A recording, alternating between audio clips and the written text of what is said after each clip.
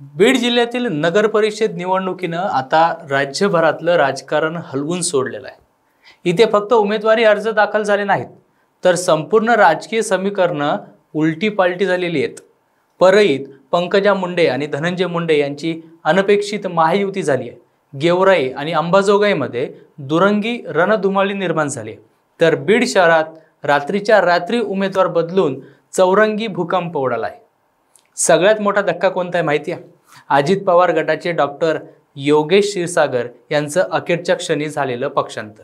या एका वळणाने बीड शहरातील सगळेच तक्ते उलटले।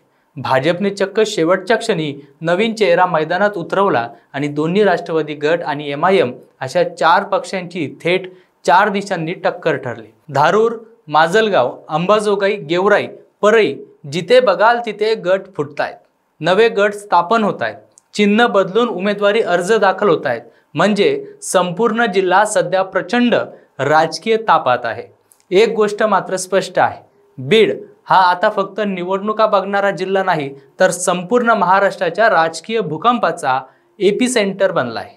एपिसेंटर म्हणजे केंद्रबिंदू बनला आहे। नेमकं शेवटच्या दिवशी काय राजकारण शिजलं बीडमध्ये किंवा बीड जिल्ह्यामध्ये ते आज या व्हिडिओच्या माध्यमातून आपण सविस्तरपणे समजून घेणार आहोत। नमस्कार मंडळी, तुम्ही पाहताय सत्य पे सत्ता, म्हणजे थोडक्यात पण महत्त्वाचं। नगर परिषद निवडणुकांच्या अंतिम दिवशी बीड जिल्ह्यातील राजकारणानं अक्षरशः टोक गाठलं। उमेदवारी अर्ज दाखल करण्याच्या शेवटच्या तासांपर्यंत पक्षांतर्गत फुटी, घराण्यातील अंतर्गत मतभेद, अचानक बदललेली उमेदवारी, चिन्ह बदलून झालेल्या ॲडजस्टमेंट आणि रात्रीतून घडलेल्या राजकीय हालचाली यामुळे संपूर्ण जिल्ह्यात नाट्यमय वातावरण निर्माण झालं। परळीपासून बीडपर्यंत, अंबाजोगाईपासून गेवराई आणि धारूरपर्यंत सर्वच ठिकाणी अनपेक्षित घडामोडींनी राजकीय चित्र ढवळून निघालं। परळी नगर परिषदेतील सर्वात मोठी आणि चर्चेची घडामोड म्हणजे मुंडे बहीण भाऊ। मंत्री पंकजा मुंडे आणि राष्ट्रवादीचे आमदार धनंजय मुंडे एकत्र आले। वर्षानुवर्षाच्या राजकीय संघर्षानंतर दोघांनी भाजप, राष्ट्रवादी आणि शिंदे सेना अशी महायुती केली। जागा वाटपात धनंजय मुंडे गटाला 21, पंकजा मुंडे यांच्या भाजपला 11 तर शिंदे सेनेला 3 जागा मिळाल्या।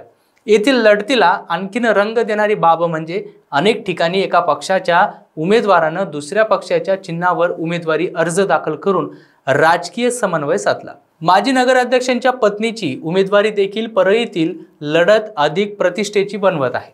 माजलगावमध्ये मात्र सर्वच प्रमुख पक्षांनी एकला चलोचा नारा दिला असून नगराध्यक्ष पदासाठी तीव्र बहुकोनी लढतीचे संकेत आहेत।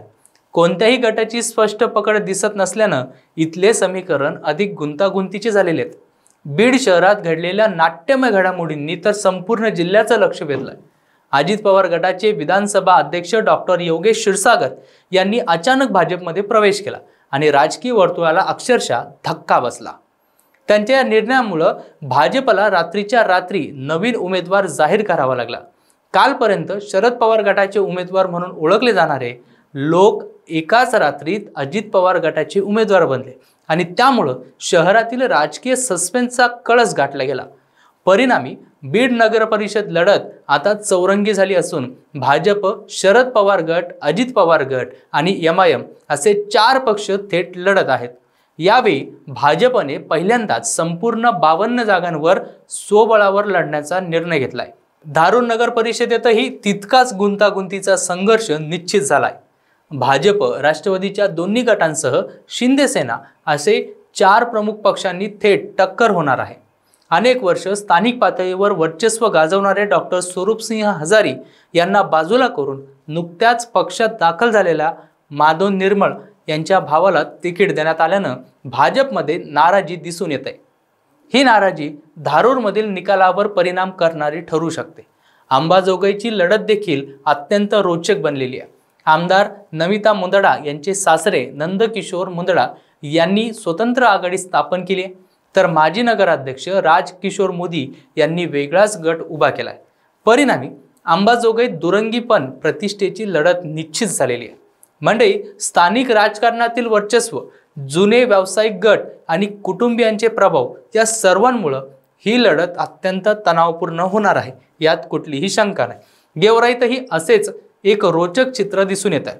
माजी आमदार अमरसिंह पंडित आणि आमदार विजयसिंह पंडित यांच्या गटाला माजी मंत्री बदामराव पंडित आणि बाळराजे पवार यांचे जोरदार आव्हान असणार आहे। राष्ट्रवादीच्या अजित पवार गट आणि भाजप यांच्यातील दुरंगी लढत येथे तीव्रतेने रंगेल। गेवराईतील पंडित घराण्याचा प्रभाव मजबूत असला तरी या निवडणुकीत आव्हान अधिक कठीण स्वरूपात समोर आलेलं आहे।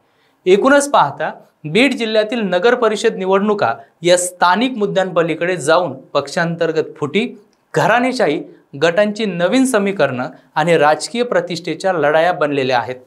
परळीतील महायुती, बीडमधील रात्रीतून झालेला राजकीय भूकंप, अंबाजोगाई आणि गेवराईतील दुरंगी रणधुमाळी तर धारूरमधील चौरंगी संघर्ष हे सर्व चित्र दाखवतं की आगामी निवडणुकांचा निकाल हा फक्त नगर परिषदेपुरता मर्यादित राहणार नाही, तर त्याचा प्रभाव विधानसभा आणि लोकसभा पातळीवर देखील मोठ्या प्रमाणावर जाणवेल। जिल्ह्यातील प्रत्येक मतदारसंघ आज फक्त एकच चर्चा आहे आणि ती म्हणजे बीडमध्ये यावेळी कोण जिंकणार याची नाही, तर कोणाला हरवणार याची सर्वात जास्त चर्चा सुरू आहे। आणि येणाऱ्या दिवसात आपल्याला दिसेल की नेमकं कोण कोणावर भारी पडतंय ते। बाकी मंडळी, तुम्हाला या बीडच्या राजकारणासंदर्भात काय वाटतंय ते कमेंट करून नक्कीच कळवा आणि अशाच माहितीपूर्ण व्हिडिओसाठी पाहत राहा सत्य पे सत्ता, म्हणजे थोडक्यात पण महत्त्वाचं। अहो मला सारखा दम लागतोय हो। आज माझा अजिबातच मूड नाहीये। मला ना कसं तरी होतंय, माझ्या हातापायाला मुंग्या येतायत हो। माझं खूप डोकं दुखतंय आज। अहो माझ्या थायरॉइडच्या गोळ्या संपल्या आहेत, लवकर आणून द्या ना। या सगळ्या कुरकुरी आपण देखील रोज ऐकता का? हो ना। अहो या त्रासावर सोपा उपचार आहे, डॉक्टर चाटेज होमिओपॅथी क्लिनिक।